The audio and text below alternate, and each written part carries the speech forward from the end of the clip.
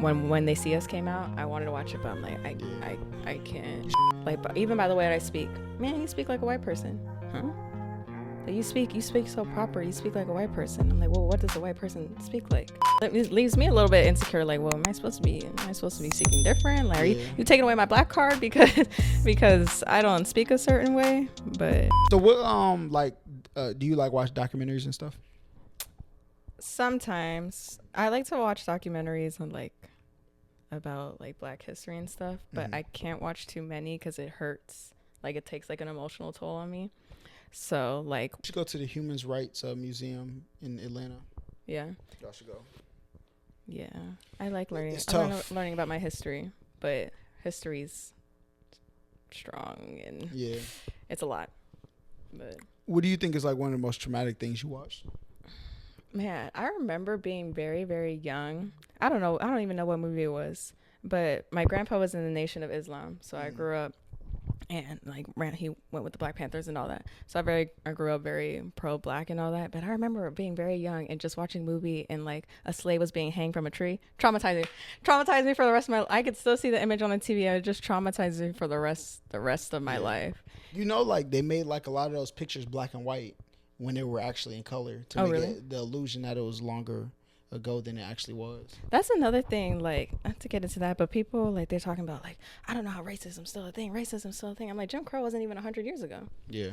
And I'm like, people are so baffled. Segregation was 2 generations ago. Right. People are so baffled that, racism's still a thing. Like, your grandpa or great grandpa is still alive to this day, who was a part of all that.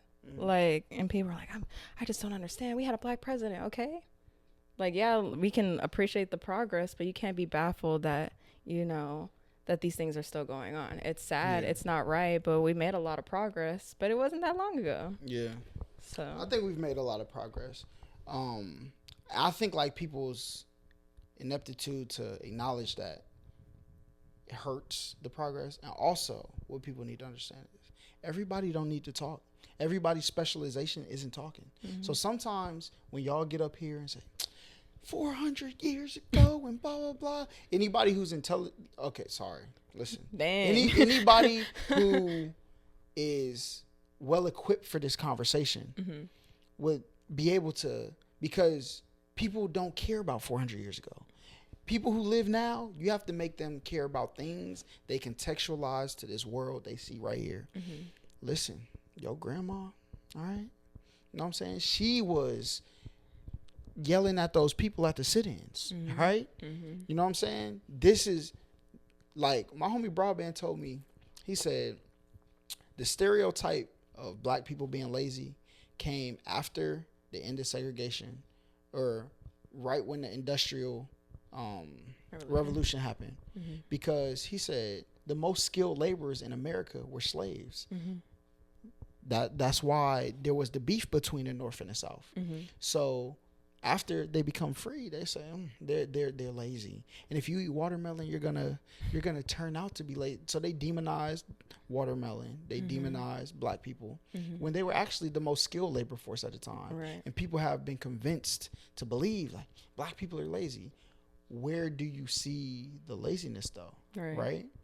So, and again, with being taught, bringing that up, because you don't know that. Yeah. You don't come out of the womb talking about, oh, look at you, you're so lazy. You're so lazy. No, that's taught from a very young age and instilled in you, just like your morals of mannerisms, please and thank you.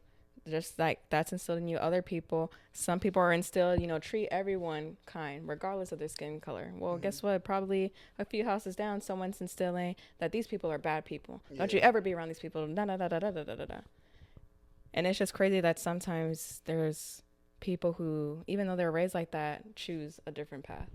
That's always been like really crazy. Like, you have to be very strong-minded and very strong-willed to go against your family. Like, people have been disowned by their families for trying to be different. I always tell people, my question is, like, especially people who love pets. If you seen a lion walking down the street, would you run? Would you hide from it? Probably, yeah. Why? It's ferocious. We were taught that that's what you were taught, right? So that is the whole ideology behind everything that's going on. People are, I've been to, and it takes, I think what black people don't understand is black people are a victim of their perspective too. If you grew up in a predominantly black place or a poor place, right? The media you see is, oh, that's this song about killing and something. That's Lil Johnny. He's only one person in our hood though, right? So you don't think nothing of it. But there's some people you can contextualize that's Johnny. But there's some people who have never seen black people, right? So if you live in a city who's never seen black people, and you see this person talking about killing in this song, you're gonna assume that everybody they don't know Johnny, all right? They know black person on the screen with 10 friends with guns, all right? So, but they're not wrong for expressing their truth, but you also have to understand how they couldn't understand.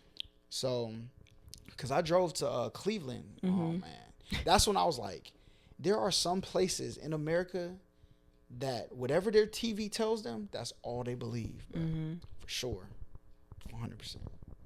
Yeah, there's just, I feel like sometimes people, if you don't go out of your way to educate yourself on things and find your own perspective on things, like growing up, sometimes, like even by the way that I speak, man, you speak like a white person, huh? Like you speak so proper. You speak like a white person. I'm like, well, what does a white person speak like? Like, because you're so educated. So white people are the only people allowed to be educated? I mean, but that's what people that are from particular places, that's what they see. But the only reason they think that is because one, TV, two, and people who come into their communities who are highly educated to do things like people look at it as gentrification, some people look at it as community building, it's all perspective, like what you think you're doing. The all roads to evil were paved with good intentions, right? So when they see that person, when they go to their bank, they're seeing a white person. They're not hiring like my auntie at the bank. So when I go cash my first check, or when I go try to find a housing lender or a realtor, I'm seeing all white people, right? And now that black people are becoming more educated, that stereotype is going away. You don't see as many people saying it. So, yeah. It's a little bit different. I'm like, dang. I'm like, do I?